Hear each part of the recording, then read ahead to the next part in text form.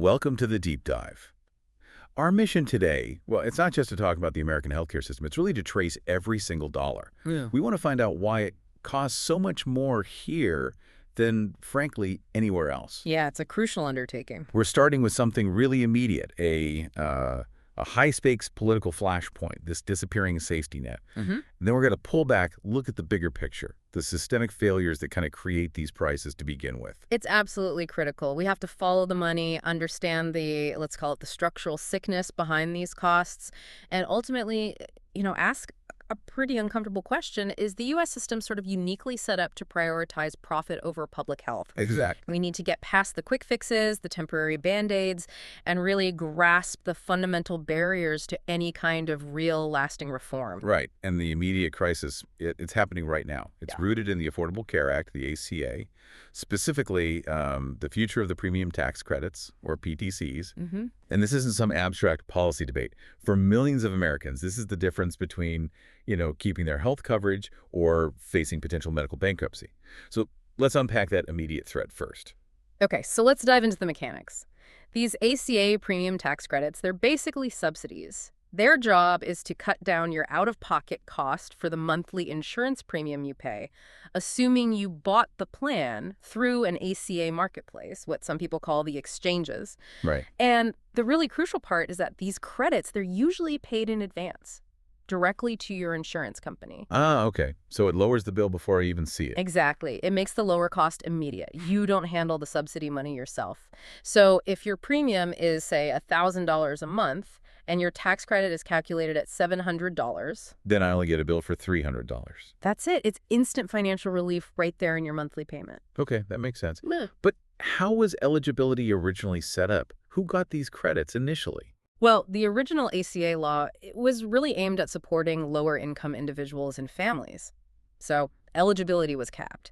It was limited to households with incomes between 100% and 400% of the federal poverty line, the FPL. 100 to 400%. Yeah.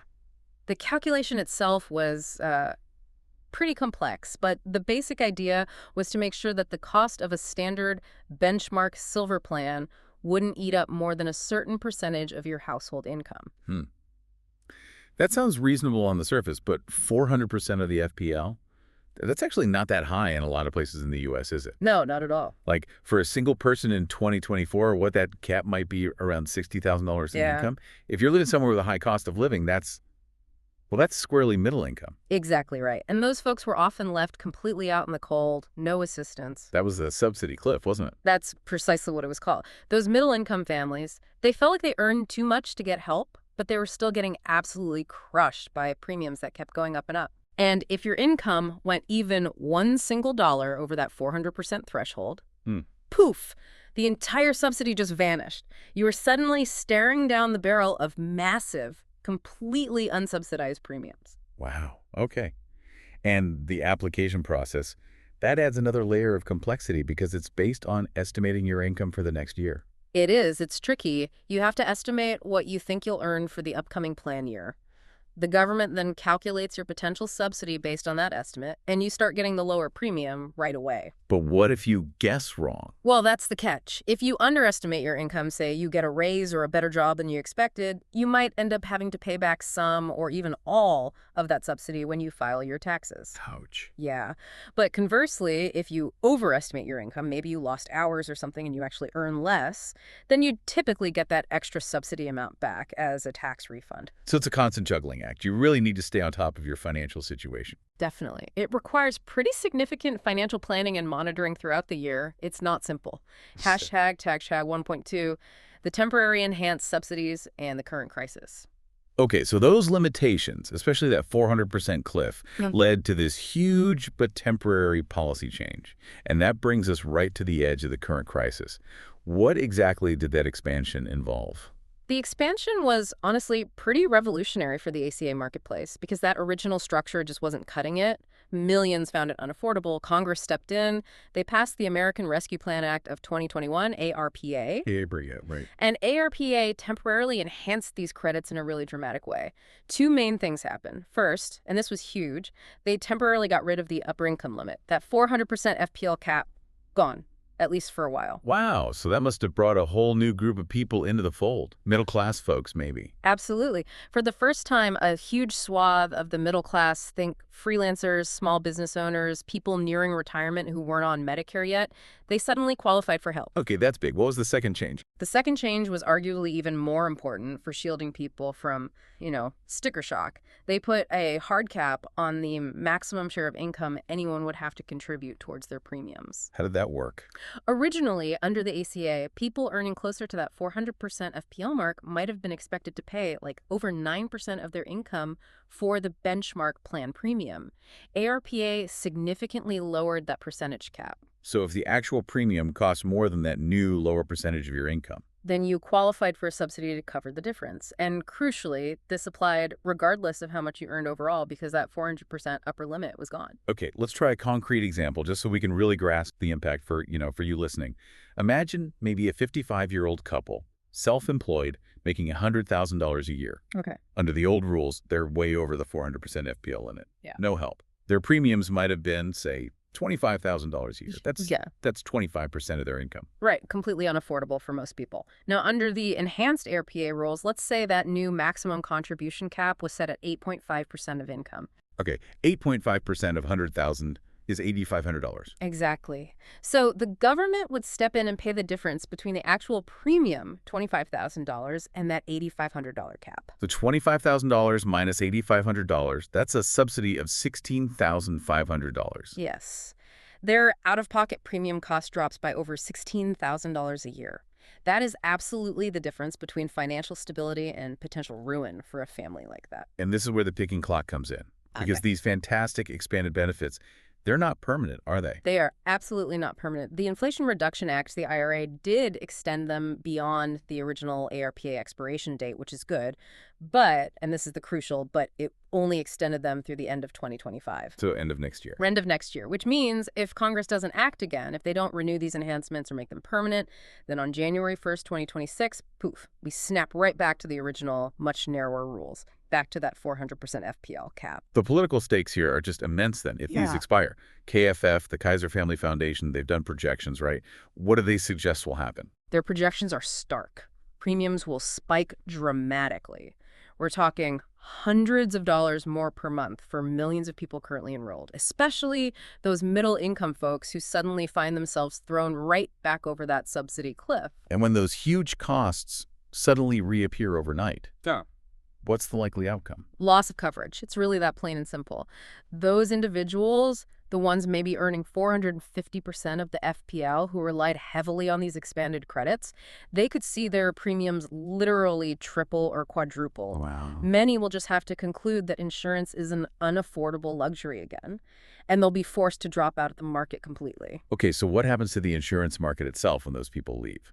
These are often healthier middle-income people, right? The ones who tend to use less care. Exactly. And when they drop out, it triggers a really dangerous dynamic in the insurance market. It's called adverse selection. Adverse selection. Yeah.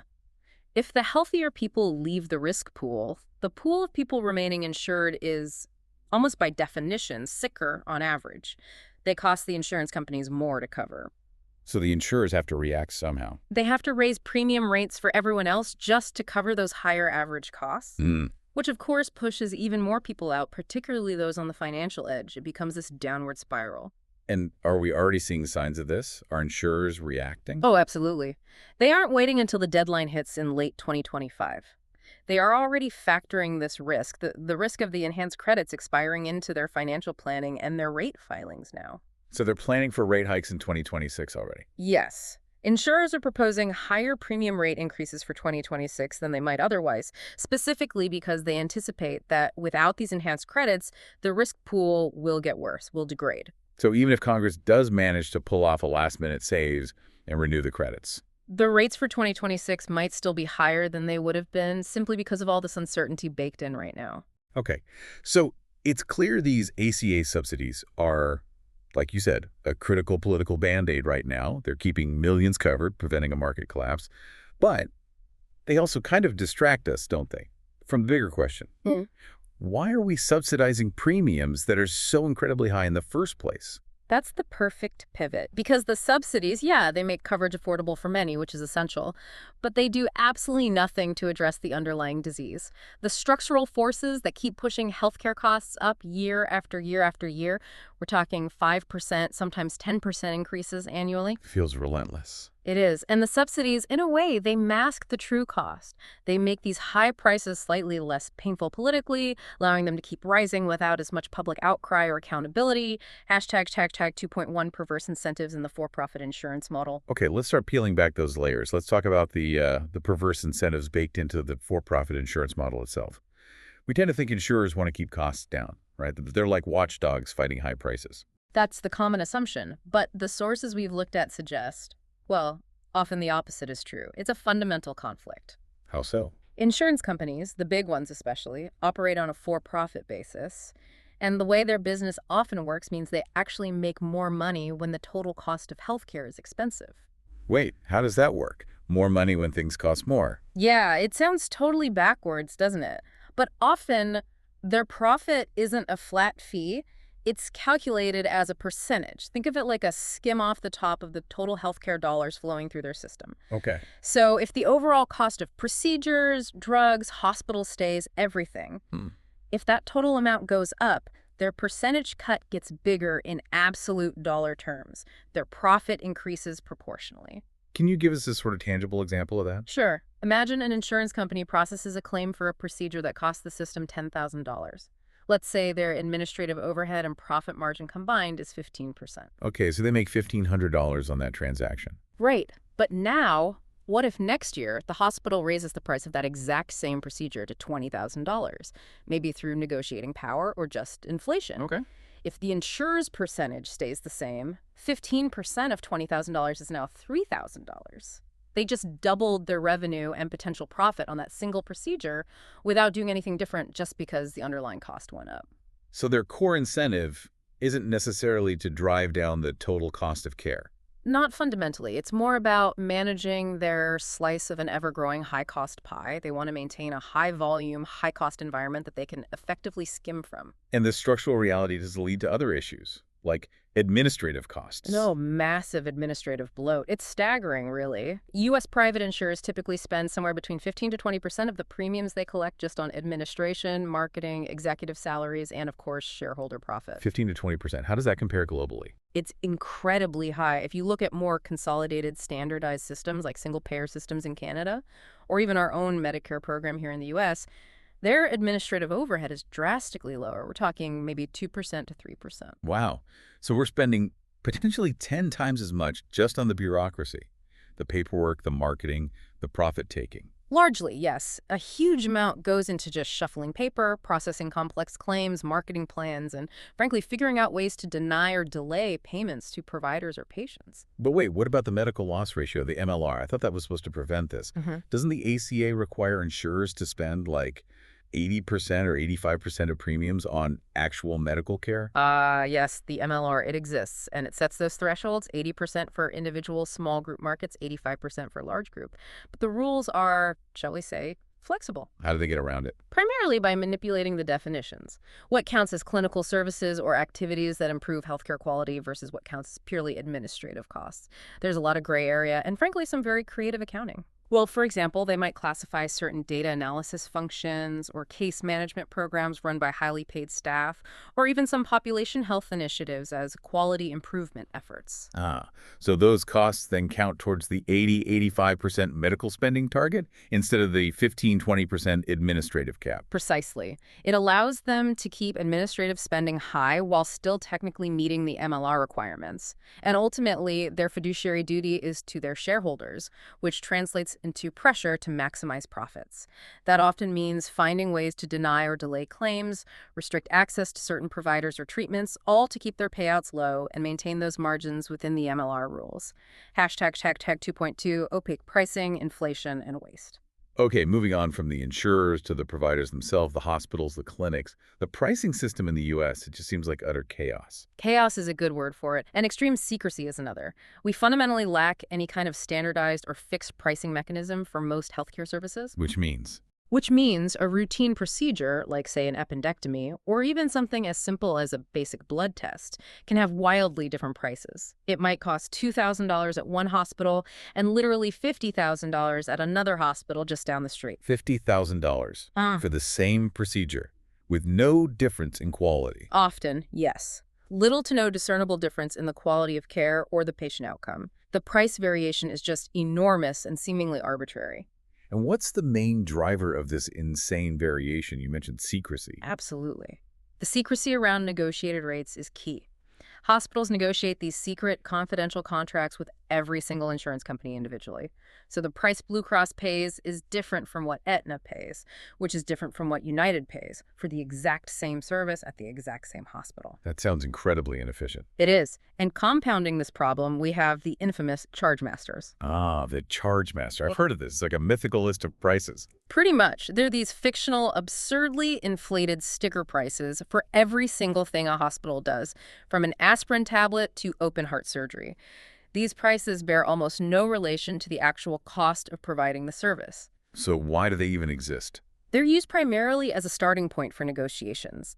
By setting the initial chargemaster price incredibly high, say $10,000 for something that costs $500 to deliver, the hospital can then offer the insurance company a huge discount, maybe down to $2,500. Which makes the insurer look good, like they negotiated a great deal. Exactly. The insurer claims a massive win, showing huge savings off the chargemaster price. But the hospital's still collecting, 5 times its actual cost. It creates this massive cushion for profit and makes the whole system opaque. And it's devastating for uninsured patients who sometimes get billed the full chargemaster rate. Okay, and beyond the pricing itself, are providers also incentivized to, well, to do more stuff, even if it's not strictly necessary? Definitely. That gets into the issues of overuse and defensive medicine. Providers, especially doctors employed by large hospital systems or private equity groups, are often under immense pressure. Pressure from whom? It can be financial pressure to meet productivity targets, to generate revenue by ordering more tests or procedures, or it can be legal pressure. The fear of malpractice lawsuits pushes them to order every conceivable test just to cover themselves legally, even if it's low value for the patient. So things like ordering repeat MRIs, extra blood work, maybe suggesting procedures that are only marginally beneficial. Yeah, exactly. Lots of unnecessary tests, scans, consultations, sometimes even surgeries. This inflates costs dramatically, often purely to maximize billing codes or minimize legal risk without actually improving the patient's health outcome in a meaningful way. We also seem to waste a lot of money just on the sheer complexity and fragmentation of the system. The administrative burden is just astronomical. Think about it. We have no unified national health records system. Right. Every doctor's office, every hospital seems to have its own system that doesn't talk to the others. Precisely. Every hospital, every clinic, every insurer uses its own proprietary software, its own coding systems, its own billing platforms, its own record-keeping methods.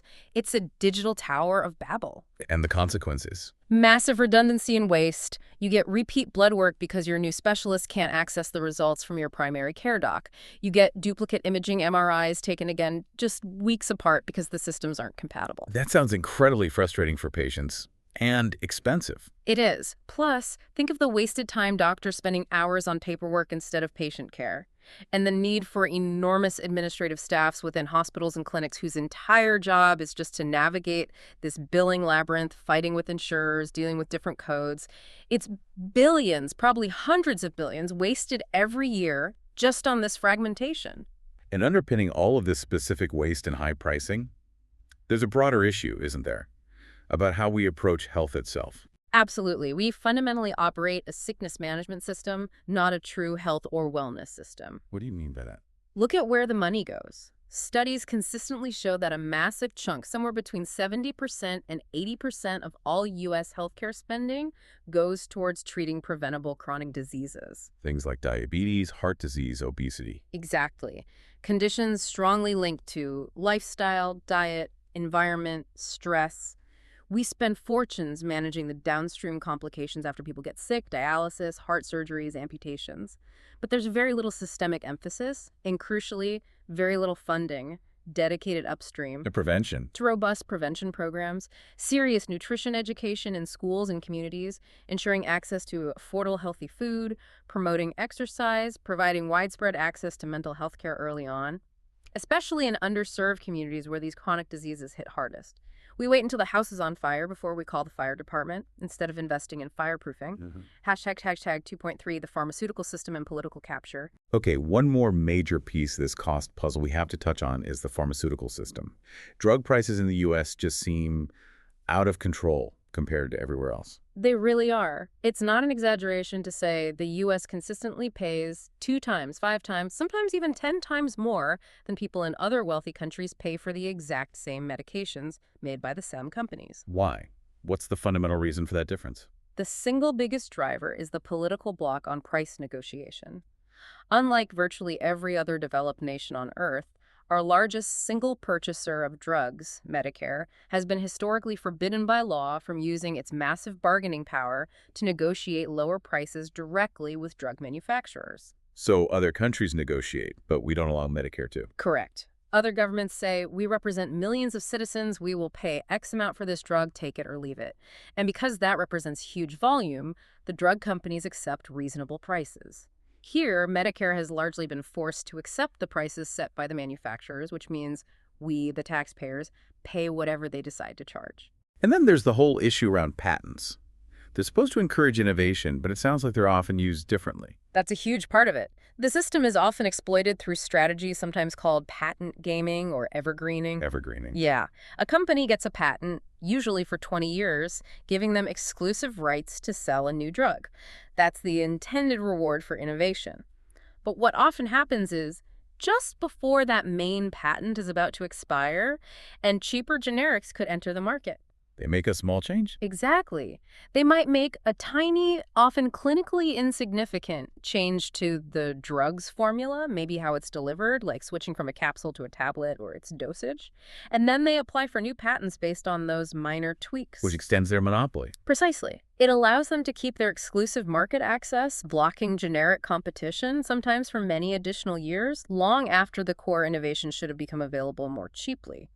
It keeps brand name drugs incredibly expensive far beyond their original patent life. And why is this system, this whole structure, no negotiation, patent gaming, allowed to persist? Political power. Plain and simple. The healthcare industry, taken together, that's big pharma, the insurance carriers, the hospital associations, they constitute arguably the single most powerful lobbying force in Washington, D.C. More powerful than other industries. By spending, yes. They pour hundreds of millions of dollars every single year into lobbying efforts, campaign contributions, funding think tanks, all designed to block any meaningful regulation that might threaten their ability to set prices freely. So things like allowing Medicare negotiation, putting caps on drug prices, importing drugs from Canada, or even discussing models like single payer. They fight tooth and nail against all of it. They've effectively built a powerful, well-funded regulatory moat around the existing high-profit structure, making systemic change incredibly difficult to achieve politically. Okay, we've really dissected the structural sickness now. The perverse incentives, the opacity, the waste, the political capture. So let's try to make this concrete. Let's actually follow the money. When a dollar leaves a patient's wallet, where does it go? We need like a clear flowchart. Who's getting the biggest slices of this very expensive pie? Right. Let's trace that path. And the starting point, of course, is the patient's own outlay. And it's not just one payment, is it? No, it feels like death by 1,000 cuts sometimes. It really does. First, you're paying those monthly premiums, often thousands of dollars a year right off the bat. Then, if you actually need care, you have to hit your deductible, which can be thousands more. Okay, premium, then deductible. Then, even after the deductible, you're often paying copays for every doctor visit, every prescription. Or you might pay coinsurance, which is a percentage of the total bill for more expensive services, like a hospital stay. And then there are the surprise bills. Yes, the dreaded surprise medical bills, maybe from an out-of-network anesthesiologist you didn't even know treated you during surgery. It all adds up. It's this multi-layered system that feels almost like a tax on being sick. Even people with insurance can easily face total out-of-pocket costs exceeding $10,000, $15,000 a year or more if they have significant health needs. Tag Force Tag 3.1, the consumer's outlay and the middlemen. Okay, so that money leaves our pockets. Who's the first entity to grab a chunk of it, typically the premiums? That would be the insurance companies. They collect all those premiums. And as we discussed earlier, they immediately take their slice off the top, that 15% to 20% for their administration, marketing, overhead, and profit. So they act like a central clearinghouse, taking their cut first. Essentially, yes. They absorb the premiums, keep their percentage, and then they pass the remaining portion on to the actual providers of care, the hospitals, the doctors, the labs, but always ensuring their skim remains healthy. Remember, their profitability is often directly linked to the total volume of those high-cost dollars flowing through their management. Okay, but there's another layer of middlemen, right? This one sounds particularly murky, operating between the drug companies and the insurers. The pharmacy benefit managers, the PBMs. Ah, the PBMs, yes. Understanding them is absolutely essential if you want to understand why prescription drugs cost so much. They are this incredibly powerful, yet often invisible intermediary. How much of the healthcare dollar do they control? Directly, maybe only about 3% to 6% of the total dollar flows through them as profit or fees. But their influence on drug pricing and access distorts the entire market far beyond that percentage. What exactly do they do? They're hired by insurers, large employers, unions, government plans to manage the pharmacy benefits. Their main jobs are negotiating drug prices and rebates with manufacturers, deciding which drugs will be covered on the plan's formulary, the list of approved drugs, and managing the prescription claims process with pharmacies. Okay, negotiating prices sounds good. Don't they save money then? That's the theory. They do negotiate rebates, often very large ones, from drug manufacturers who want their products placed favorably on the formulary. But the PBMs often keep a significant portion of those rebates for themselves, rather than passing the full savings onto the insurer or the patient. So they negotiate a discount, but pocket a lot of it. Yes, and they use other mechanisms too. One is called spread pricing. Spread pricing. Yeah. The PBM charges the health plan sponsor, say, your employer, one price for a specific medication, but then they turn around and reimburse the actual pharmacy that dispensed the drug a much lower price. The difference between those two prices is the spread, and the PBM keeps it as profit. Wow, okay.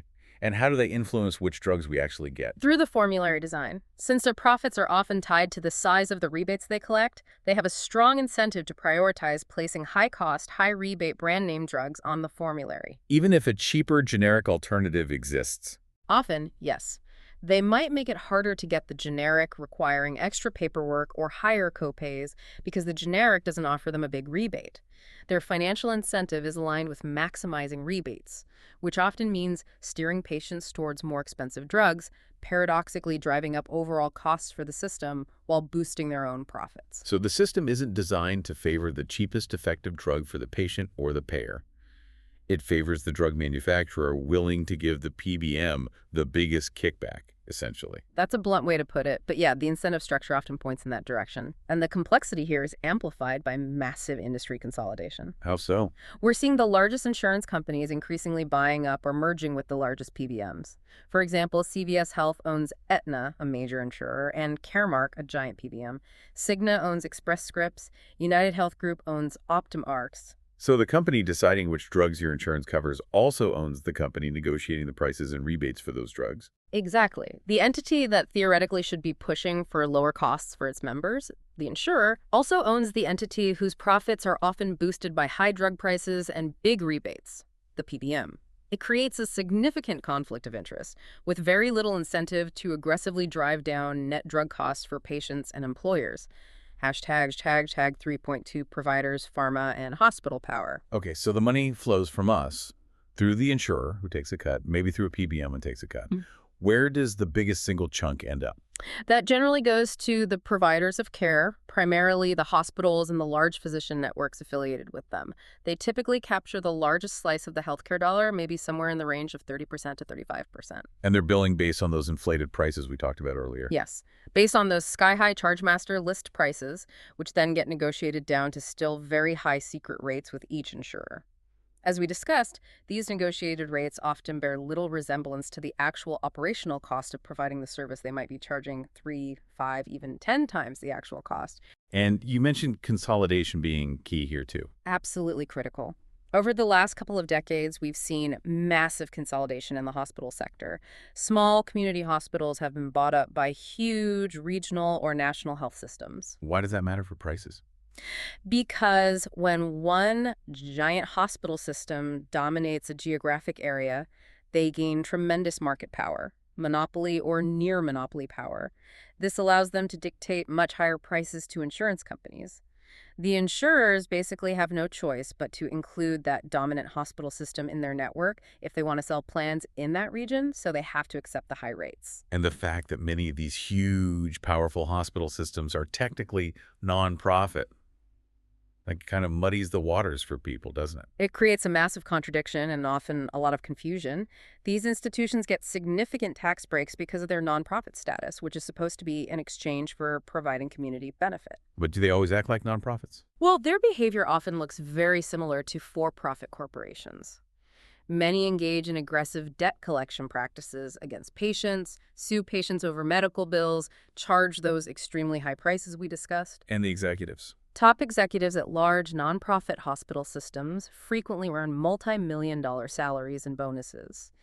These systems often spend vast sums on lavish new building projects, fancy expansions, or investing their reserves in the stock market, or even hedge funds, rather than maximizing charity care or investing heavily in community health programs or lowering prices. So the nonprofit label mainly functions as a tax shield, maybe, rather than a guarantee of community-focused behavior. In many cases, that appears to be the functional reality. It doesn't mean they do no good, but the financial incentives and behaviors often mirror the for-profit sector closely, contributing significantly to high overall costs. Okay, next slice of the pie. The pharmaceutical companies, the ones actually making the drugs. Right. Pharma companies directly capture about 10% to 15% of the total healthcare dollar. And as we covered, they achieve this through setting those unregulated high prices, especially in the U.S. market, skillfully using the patent system to maintain monopolies via evergreening, and funding massive lobbying efforts to prevent price controls or negotiation. And their profit margins reflect this. Absolutely. The pharmaceutical industry consistently boasts some of the highest net profit margins of any industry, often exceeding 20%, sometimes much higher on specific blockbuster drugs. That revenue stream, heavily dependent on the U.S. market, is fiercely protected. And what about the individual doctors, the clinicians on the front lines? Where do they fit in this flow? It's becoming increasingly complicated for them. While physician salaries are a component of costs, a growing trend is that doctors are no longer independent practitioners. Many are now directly employed by those large hospital systems, or increasingly by private equity firms that have been buying up physician practices. And what does that mean for them and for costs? It means they often face immense pressure from their employers, the hospital, or the private equity owner to maximize revenue. This translates into pressure to increase patient throughput, seeing more patients in less time, to upcode visits, billing for a higher level of service, and as we discussed, to order more tests, referrals, and procedures that generate downstream revenue for the system. So it contributes to overuse and potentially burnout. Definitely. This environment is cited as a major driver of the physician burnout crisis we're seeing. Many doctors feel caught between their professional ethics and the financial demands of the system they work within. Okay, so we've got patients, insurers, PBMs, hospitals, pharma, doctors. Who else is involved in this money flow? The government. Yes, the government, which ultimately means us, the taxpayers, plays a huge role, primarily as a payer. You're essentially paying into the system twice. Also, First, you pay directly through your premiums, deductibles, copays, all those out-of-pocket costs. Second, you pay indirectly through your taxes, which fund massive government healthcare programs. like Medicare for seniors, Medicaid for low-income individuals. Exactly. And also the Children's Health Insurance Program, CHIP, benefits for veterans, and crucially for our earlier discussion, the ACA premium tax credits themselves. The government pours hundreds of billions, trillions actually, into the healthcare system every year. But it acts more like a payer than a regulator of the overall prices. Historically, yes. The government largely acts as a massive financial pipeline, channeling taxpayer money into the existing private healthcare infrastructure. It cushions the private industry from the full consequences of their own price inflation, rather than using its immense power to directly regulate prices or negotiate them down across the board, largely due to that intense industry lobbying we talked about. So putting it all together, the flowchart is incredibly complex, but the key insight seems pretty stark. It is. This intricate, multi-layered system ensures that almost every single major player, the insurer, the PBM, the hospital system, the pharmaceutical company, actually stands to profit more when the total cost of care goes up. There is virtually no systemic financial incentive for any of these powerful entities to truly reduce the overall expense of healthcare in the United States. Their interests align with maintaining or increasing the flow of money through the system. Okay, that's a pretty sobering picture of the U.S. system. Given that we spend, as you said, often twice as much per person as other wealthy nations, places like Canada, Germany, France, the UK, Japan, and yet our health outcomes, like life expectancy, aren't consistently better, often worse. That's right. The value proposition is just terrible. So the logical next step is to look abroad. If the U.S. system seems optimized, maybe unintentionally, for profit and high costs, how do these peer nations manage to provide universal access to their citizens while keeping costs relatively stable and much lower overall? What are the structural levers? That's exactly the right question. And they use a variety of mechanisms, but there are some common themes focused on controlling prices and managing the system more rationally. Hashtag TAG 4.1, key regulatory and financial mechanisms abroad. Let's start with maybe the most fundamental difference, negotiating power. Absolutely key. In almost all these other wealthy nations, the government itself, or sometimes a highly regulated quasi-public entity, uses its immense collective purchasing power representing the entire population or large segments of it to negotiate prices. Negotiate prices for what? For everything. For hospital services, for physician fees, and crucially, for prescription drugs. In a true single-payer system like Canada's Medicare or the UK's National Health Service, NHS, there's basically one dominant payer. This gives them enormous leverage to dictate reasonable prices to providers and pharmaceutical companies. They can essentially say, this is the fair price we will pay for this service or this drug for our entire population. So it's not just negotiating, it's often setting the prices. In many cases, yes. It moves beyond negotiation to actual price setting or rate setting.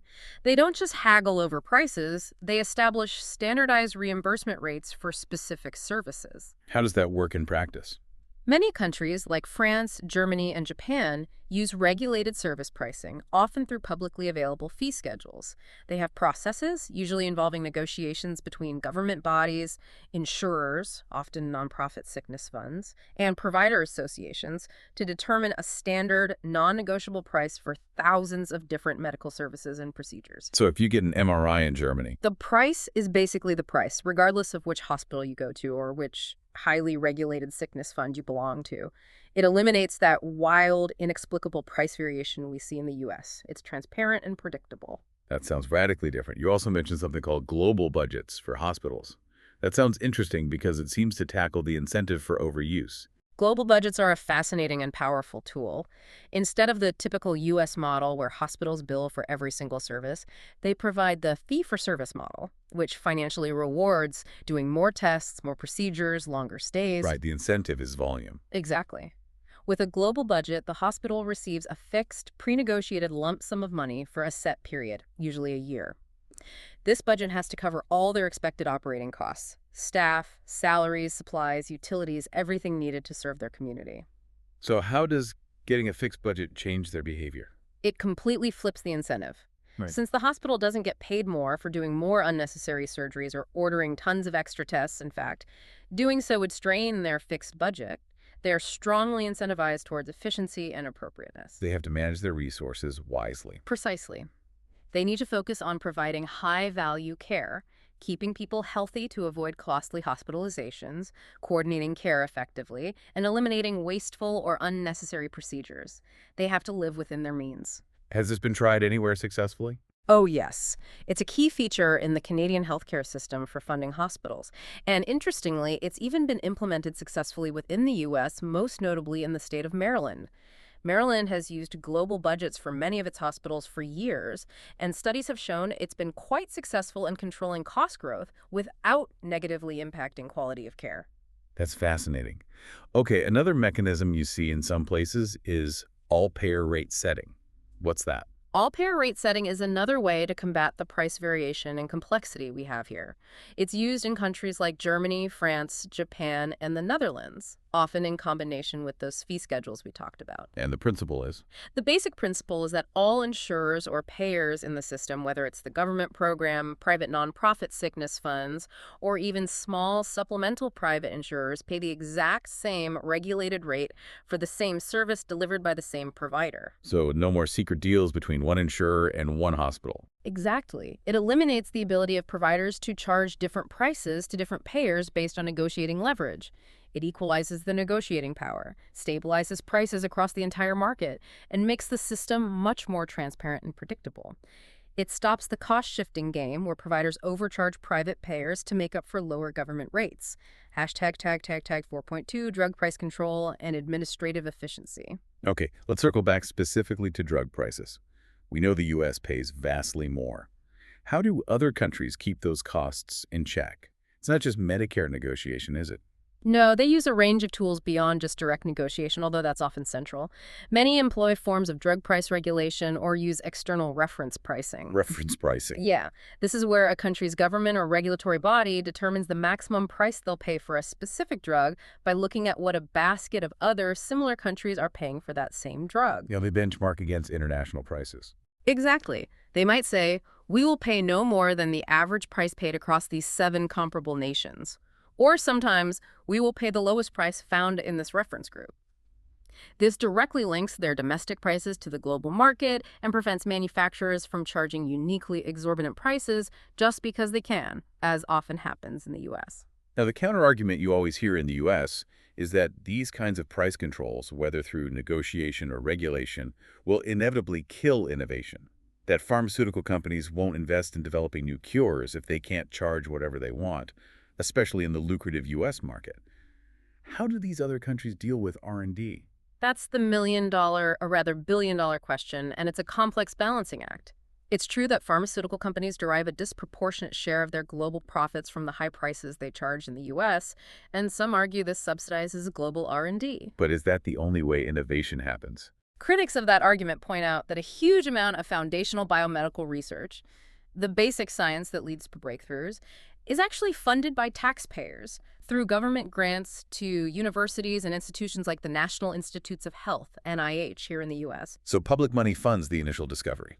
Often, yes. Public funding supports the risky, early-stage research. Pharma companies then take those discoveries, develop them into marketable products, run the clinical trials, and navigate the regulatory process, which is still costly and risky, no doubt.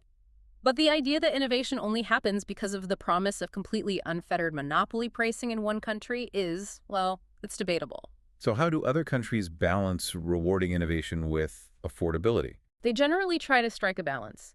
They recognize the need to reward innovation and allow companies to recoup R&D costs and make a fair profit. But they draw a line. They use the regulatory tools, price negotiation, reference pricing, value assessments to ensure that the prices charged are reasonable and sustainable for their health systems and citizens. They deny companies the ability to charge truly extortionate prices for essential medicines, even if it means slightly lower profits than they might make in the unregulated U.S. market. They prioritize access alongside innovation. Okay, and finally, beyond prices, there's the administrative side. You mentioned the U.S. spends way more on administration. How do other systems achieve such efficiency? It really comes down to simplification and standardization.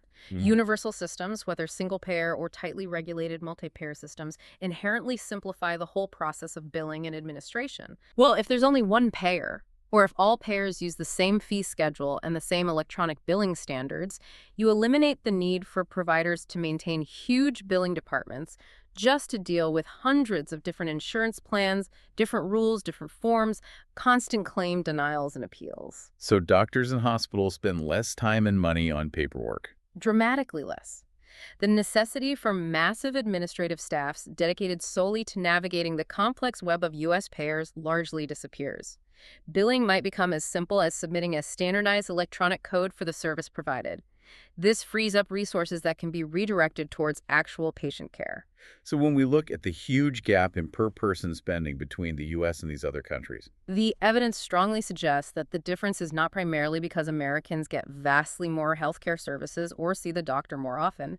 In fact, on many utilization measures, we use less care than people in other wealthy nations. the difference is The difference is almost entirely driven by higher prices for drugs, higher prices for hospital stays, higher prices for physician services, and by that massive administrative waste and complexity baked into our fragmented multi-payer for-profit system. We pay much more for the same, or sometimes even less, care. Okay, this is really clarifying. We have the immediate problem. Yeah. The ACA subsidies acting as a Band-Aid. We've diagnosed the deep structural disease, a system riddled with perverse incentives driving up costs, detailed in that profit flowchart. And we've seen a clear, functioning global prescription. Other nations use negotiation, price controls, global budgets, and simplification to achieve universal care at half the cost. Right. The what and the how seem relatively clear. So the giant looming question is, why? Why can't the United States, the wealthiest nation on Earth, simply adopt these proven logical solutions that work everywhere else? What is the fundamental barrier? And that's where we move beyond just policy analysis and into something deeper. The block isn't really technical. We know how to do it. The block is fundamentally ideological, cultural, and you could even argue philosophical.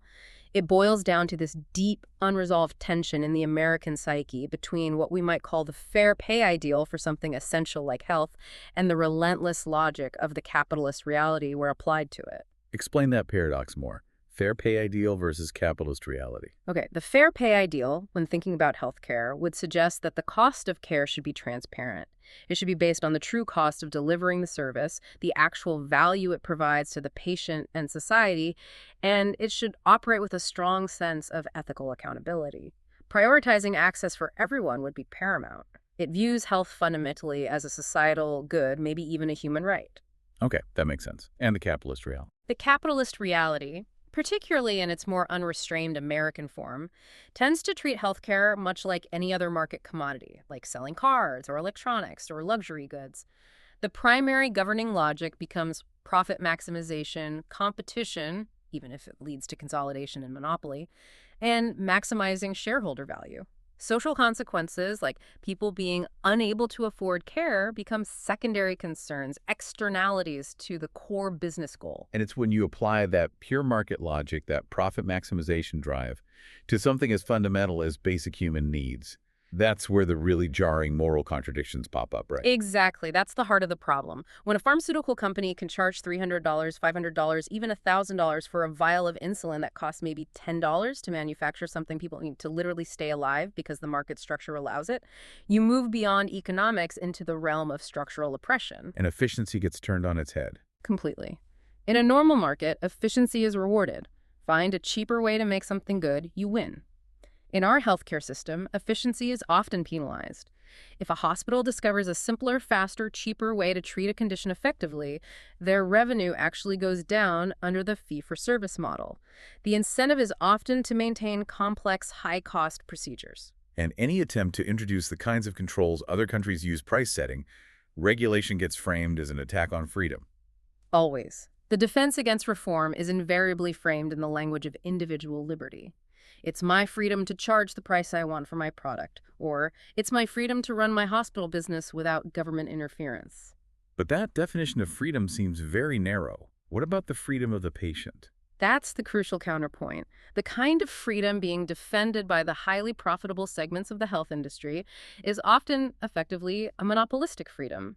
The freedom to dominate the market, maintain opacity, and set prices at will, insulated from normal competitive pressures or social accountability. And that industry freedom directly erodes the freedom of ordinary citizens. It absolutely does. It erodes their freedom from illness by making preventative care unaffordable. It erodes their freedom to access necessary care when they get sick. And it critically erodes their freedom from the crippling fear and reality of medical debt and bankruptcy. The pure market logic simply breaks down when applied to an existential necessity like healthcare, where consumption isn't optional and the consumer, the patient, is uniquely vulnerable and lacks information. Hashtag tag 5.2, the consciousness precedes structure principle. This feels like it leads us to an even deeper point you raised in the sources, this idea that the political and economic structures we create aren't accidental. They're actually a reflection of our collective mindset, our underlying values. You term this the principle that consciousness precedes structure. Yes. It's the idea that the prevailing mentality, you could call it the collective level of consciousness, the dominant worldview of a society, inevitably generates the kinds of systems, institutions, and feedback loops that characterize that society. Our policies, our economic rules, they are ultimately the material expression of what we collectively, deep down, believe and value. So the U.S. healthcare system, with all its flaws, it's not just a policy failure, it's a reflection of a certain mindset. That's the argument. The system we have today, optimized for profit extraction, complexity, and often indifference to suffering, is arguably the result of what some thinkers might call a lower consciousness, or LC mindset, dominating the public sphere and our economic logic. Okay, unpack that.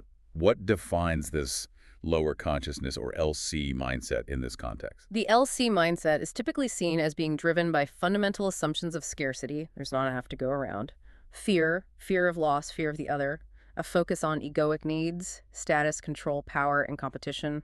Life is a zero-sum game.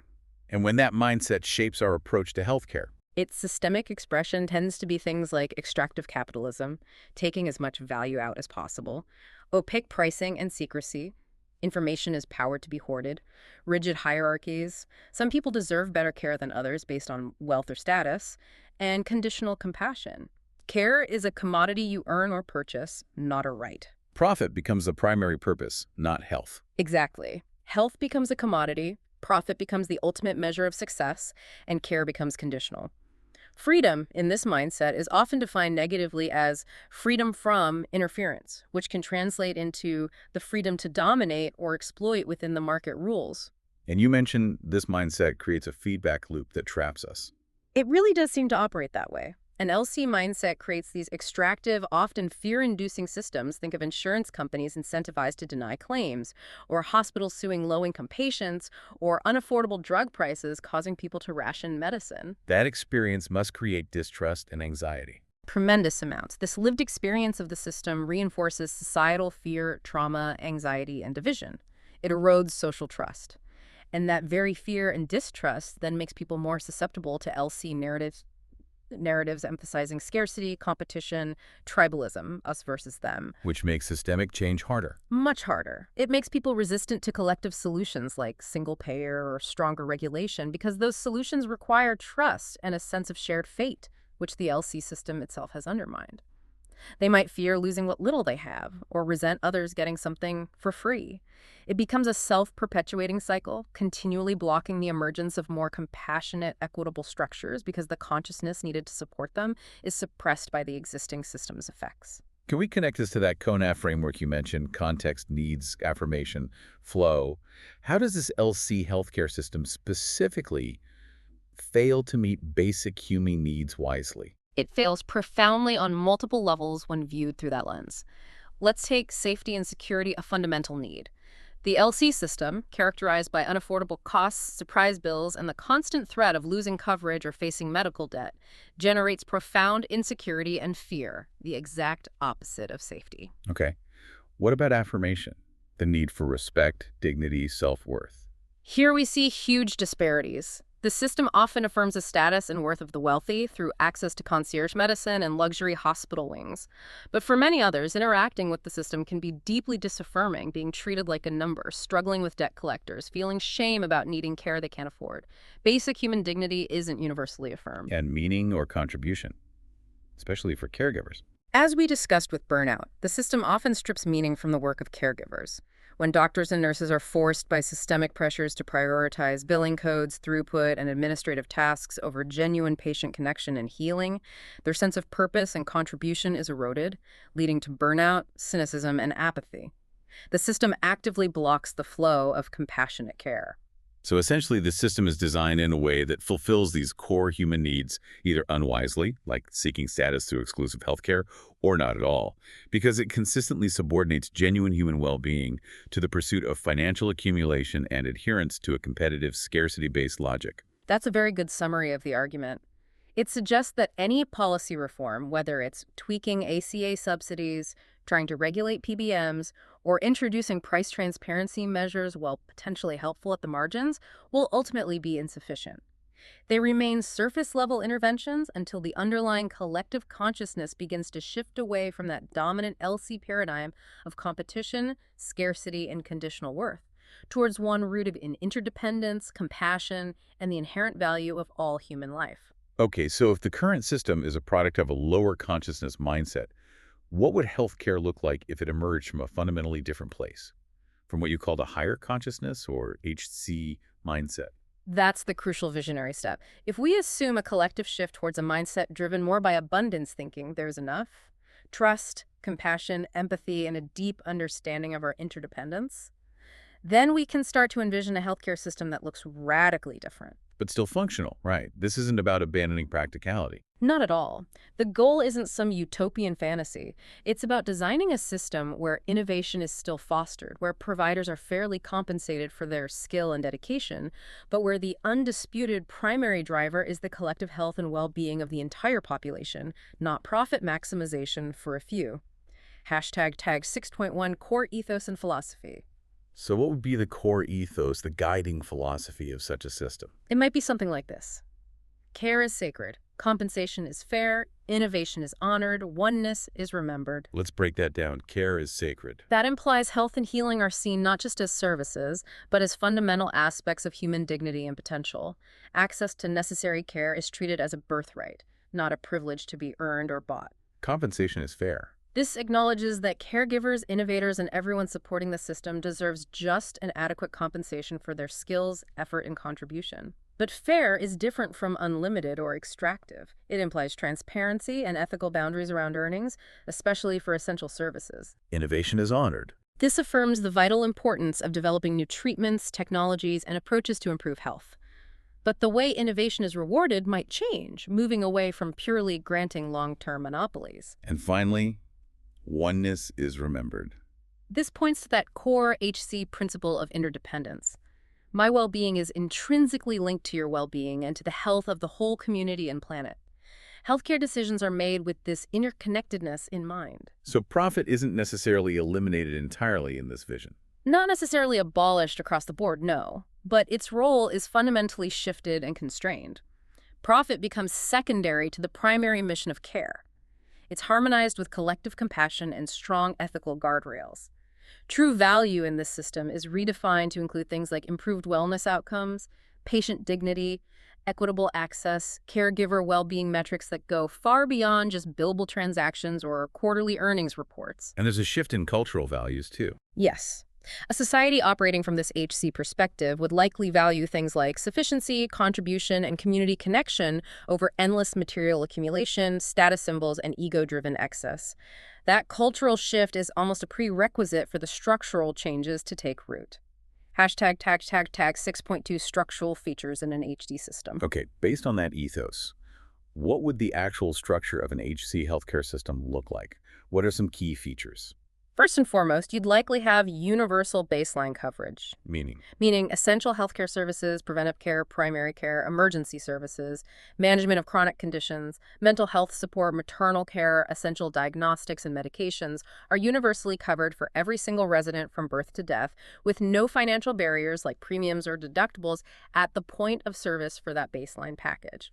It's just there, like the fire department. How would that core infrastructure be organized? The delivery of that essential baseline care, the primary care clinics, the hospitals, the community pharmacies, the essential labs, would likely operate primarily as nonprofit-centered entities. They could be true community nonprofits, public entities, or perhaps highly regulated hybrid structures. The key is transparent operations and strictly capped financial margins, ensuring that the focus remains squarely on patient care and community health, not shareholder returns. But what about specialized care or things that aren't strictly essential? Is there any room for private enterprise or profit in this model? Yes, potentially. You could envision what might be called ethical for-profit zones. Okay, what falls into that category? This could include things like elective cosmetic procedures, perhaps certain high-end non-essential wellness services, advanced personalized genomics beyond the baseline, or maybe luxury recovery centers. These could operate on a for-profit basis. But with rules. Absolutely, with strict ethical guardrails.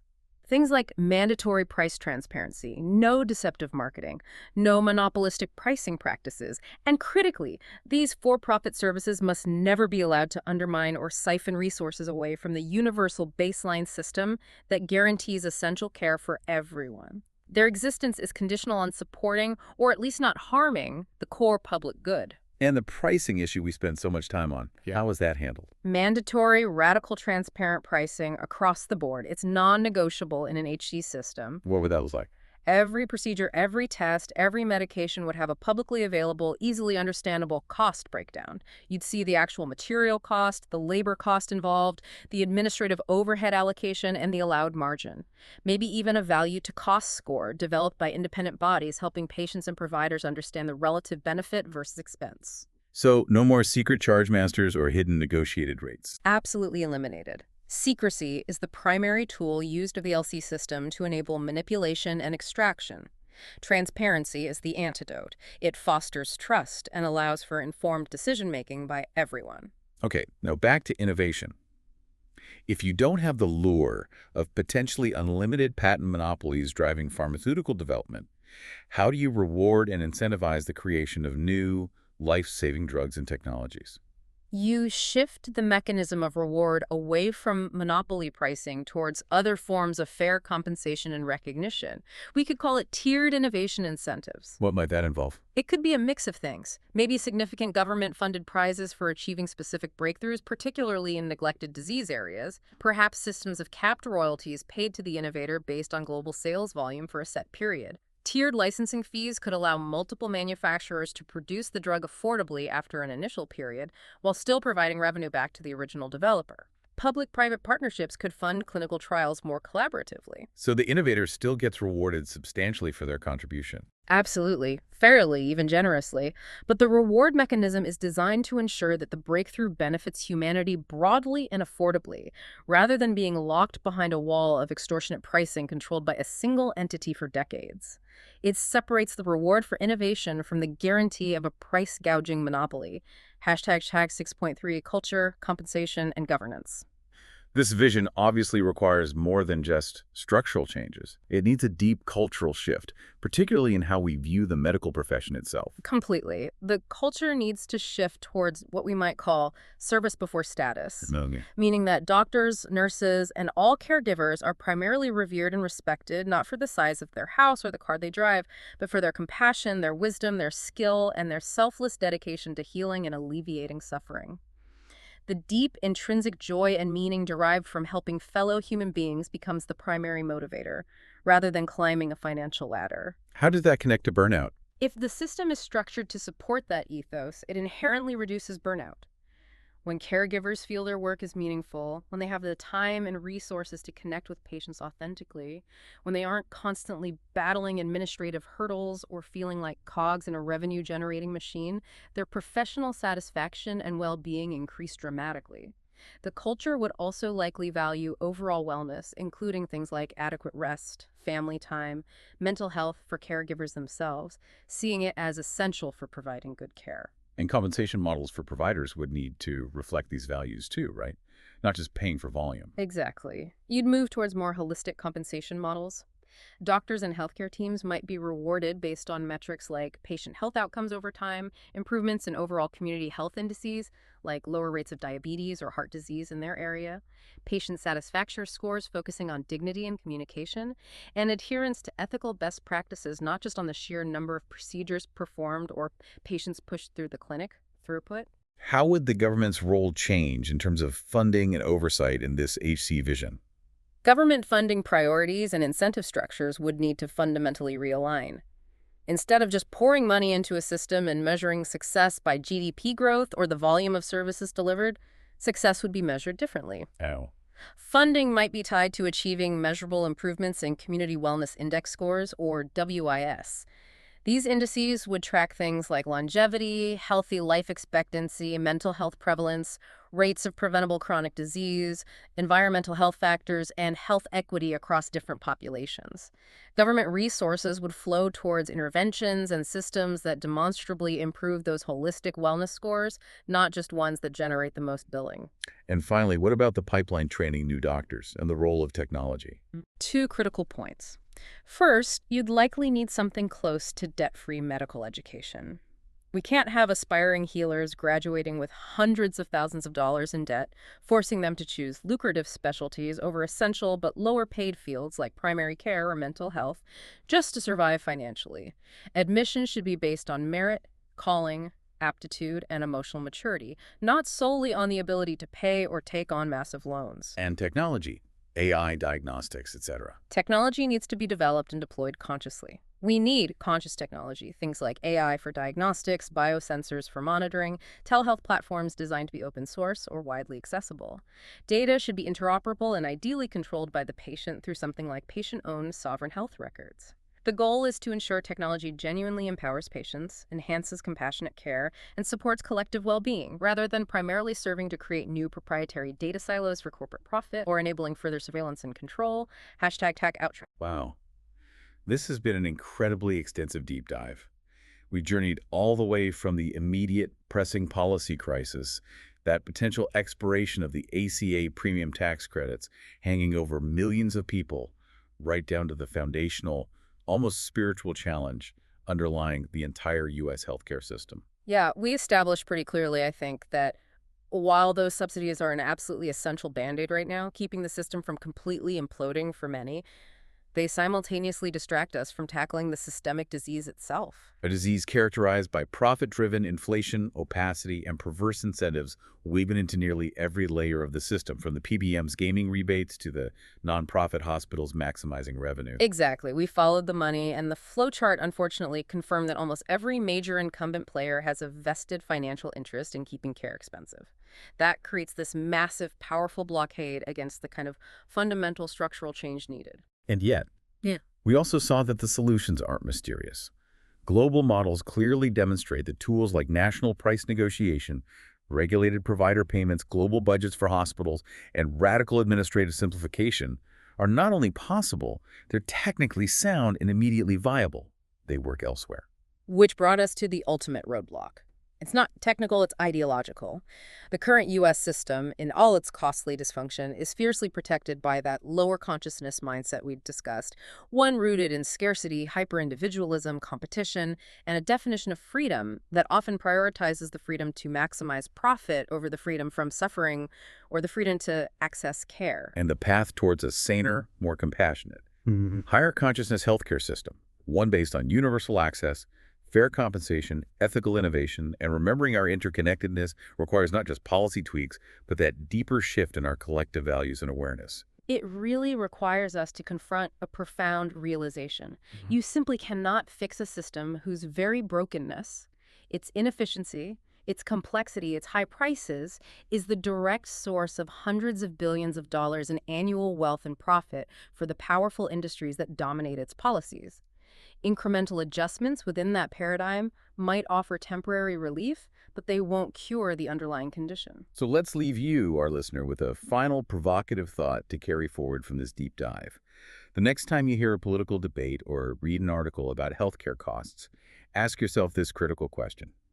Is the proposed solution merely shifting who pays the high price, like changing subsidy levels or insurance mandates? Is it just rearranging the deck chairs, essentially a Band-Aid? Or does the proposed solution fundamentally challenge the incentive structure itself? Does it attack the secrecy? Does it cap the potential for extractive profits? Does it empower collective negotiation? Does it simplify the administration? Is it actually aiming for a structural cure rather than just managing the symptoms? Because ultimately, the measure of a society's progress, the measure of its true health, might not be its GDP or the wealth accumulated by a few giant corporations.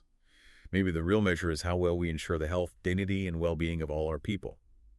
Whether we achieve that depends entirely on which value scarcity and competition or interdependence and compassion is truly sitting in the driver's seat of our collective decisions.